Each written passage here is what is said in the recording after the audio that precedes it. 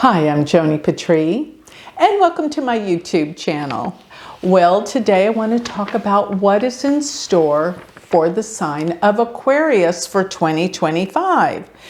And I must remind everyone, I'm a Vedic sidereal astrologer, so you will not be listening to your Western sun sign here. It will not work.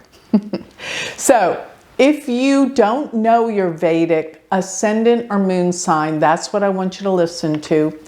Then listen up here. I have two ways that you can discover what your Vedic moon and what your Vedic ascendants are. You can go to my Galactic Planner, galacticplanner.com, and there you put in all your information and it will give you your specific personal chart, Vedic chart.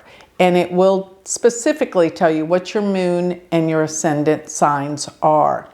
And with that, also the Galactic Planner, what it does is it takes your individual birth chart and it figures out all of your transits personally, and it puts it in your calendar, your personal calendar on your phone or your computer. Therefore, you'll know what all your personal predictions are every day.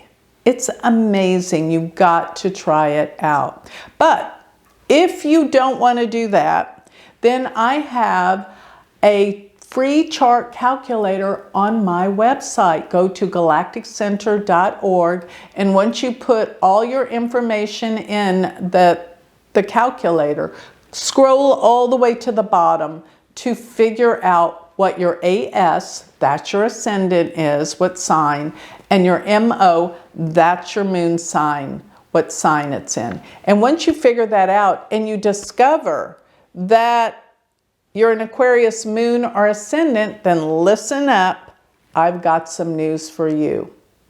So if your moon or your ascendant are in Aquarius, then Jupiter has been in your fourth house since May of 2024, and it will continue to be in your fourth house till May 14th of 2025. So we still have about 5 months to go. And with this, Jupiter in your fourth house, you might have moved recently within the past year or so. And if you haven't, then you will. Or if you're not going to move, then there's something you're doing to your house. Maybe you're renovating it, you're improving it, or decorating it, but you want to expand and make your house better. Anyway, your living environment. And if all of that is not the case, then you simply will be spending more time in a different place than where you normally do. Your environment changes with Jupiter in the fourth house.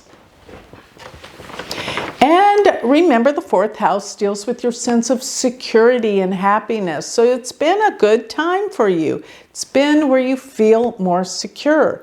And the fourth house deals with your mother. So if your mother's still alive, you'll be spending more time with your mother. And if not, either way, you'll be having more gatherings at the home. The home is important this year. And you might even find that it's time to buy a car. So that's all fourth house variables. But come May 14th of 2025, Jupiter's going to change into Gemini. And that means it's going to roll into your fifth house, where it will stay there basically from May 14th of 2025 till about June 1st of 2026. So with it there, this means your powers of creativity really come alive. You become more creative, you can become more expressive. If you've been thinking about writing a book, this is the house of authorship. It's time for you to do something creative. Now, all at the same time, the fifth house is the house of children. If you want to expand your family, have more children, this is what this is all about. Another thing is, if you have children, they're doing extremely well. This is a time when their development grows, they improve, get better. Jupiter in the 5th house. It's also a time of investing and investments. This is what this is good for, Jupiter in your 5th house. I love Jupiter in the 5th house. It does amazing things for your work, for your mind. You're happy. It's great. Now, another thing about the 5th house, it is a house of talent. So you're developing your talents. And if you're an entrepreneur, you're very creative with new ideas creatively for business and investments. So there's something that's happening this year that's very, very interesting. And that is that Jupiter will touch foot in Cancer for a very short time.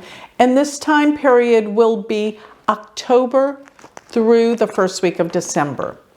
And when it does this, it's going to give you a little glimpse of what's to happen in the years of 2026 and 2027, because that's when Jupiter will go and stay in Cancer. But when it touches foot in there, it gives you just a little glimpse of where it's going, and that means it's going to be in your 6th house. So during that short time period, you'll get healthy, you'll get health conscious. You're going to want to do things that change your diet, change the way you feel about your health and your energy, your stamina. Working out and in eating, those will become really important. And it's also a good time to adopt a pet. So that's all 6th house matters. And another thing is your work gets easier. People start helping you more. It's like you feel supported in the workplace and people are more helpful, either co-workers or employees. But for the most part, Jupiter is in your 5th house for the year. And that deals with creative talents, investments, and children. Okay, so Saturn will finally shift out of Aquarius into Pisces. And this happens, well, let's just say Saturn's been in your 1st house for about 2 years, and that has put some heavy responsibilities onto you. It's not easy. It is tough. You felt responsible for others. You felt just this heaviness. And I find that things around family and your mother are very difficult when Saturn is in the 1st house. Okay, so that's Saturn in the 1st. But by the end of March into April, Saturn's going to go into Pisces. And it's going to remain there for the next 2.5 years. So once it does, this is April, it's going to be in your 2nd house. So you're going to find there's more of a restriction in how much you want to be spending your money. It's actually a time when you're going to find that money matters become more important and you focus more on organizing your money. And another thing, with Neptune being there, be careful where your money's going too. Neptune and Saturn will come together June, July, and August. They will be together. And during that time, you might be very cognizant of where your spending is, because Neptune causes things to come to the surface that you didn't know about. And that can be confusion around money matters. So be aware. Another thing the 2nd house deals with is family. Family matters. So you might find that you discover something you didn't know about with maybe your family of origin or your immediate family, but things are just getting a little weird in that area. Maybe somebody's not being totally on the up and honest. So, but Saturn in your 2nd house for the next 2.5 years will really get your finances together, because Saturn is about hard work and discipline and being realistic. Now, Rahu and Ketu are going to shift signs this year. Big deal. Big deal. They've been in your 2nd and 8th house, and they will continue to be there till next June 1st, around the early part of June, late May. And what that means is Rahu's been in your second, which means there's been some good financial gains. You've been doing well financially. But there's been some difficulties in terms of money that you share with other people, or something about maybe some settlements or inheritances you didn't get as much as you thought you should. But you're doing fine. Money's coming in, money's fine. Your own earnings are good and supported. This has been going on for about the past year. Now, starting in June, they're going to shift where Rahu's going to go into your first house and Ketu will be in your seventh. So this will indicate problems with relationships. You are becoming very strong and determined, and you gotta pay attention to your partner. You can't be totally involved in your own business without taking into consideration your partner. Please take and be more cooperative, because Rahu in the first, it's about you. But with Ketu in the seventh, your partner feels ignored or just not, they need more attention. You haven't been paying attention. Because if you don't, let me put it this way, you're going to have issues and problems in relationships. It's just a fact. Ketu in the seventh can cause breakups and problems in relationships. But if you don't want that, you've got to change your ways. Okay, so that's important. And let me just say this, please pay attention. June and July, Mars will come together with Ketu. They will be in your seventh house. This could cause some major problems in your relationship.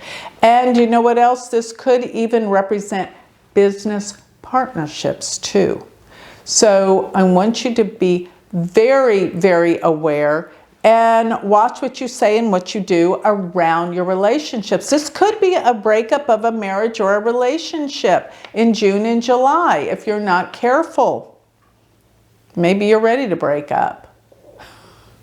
But this can be problems for your partner if it's not a breakup. So be aware, it could be some sudden, unexpected event, and it is harmful. So be cognizant and aware. Everyone's going through something at this time. Yours just happens to affect you in the area of relationships. Okay, so with that, this is a great year for you with where you've just moved, your home, your family, and creativity and children. It's all good for Aquarius. Be careful of your money and family matters.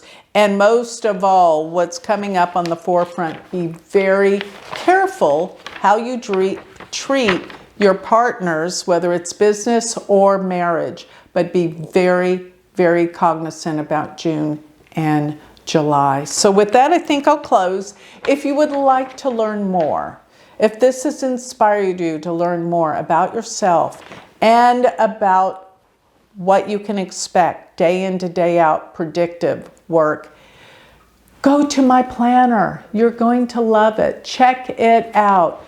Go to galacticplanner.com. Thank you.